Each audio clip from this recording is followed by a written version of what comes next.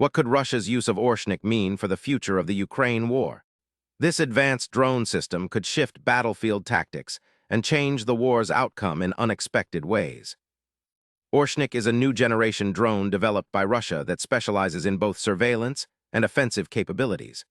Unlike older models, it uses stealth technology to avoid detection and can carry guided munitions. This makes it a versatile tool, capable of scouting enemy positions while delivering targeted strikes. Its deployment signals a shift toward more autonomous and high-tech warfare on the battlefield. By using Oreshnik drones, Russian forces gain the ability to conduct surprise strikes deep behind enemy lines.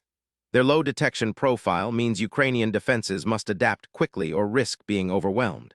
This could force Ukraine to divert resources to counter-drone technology, altering the frontline dynamics.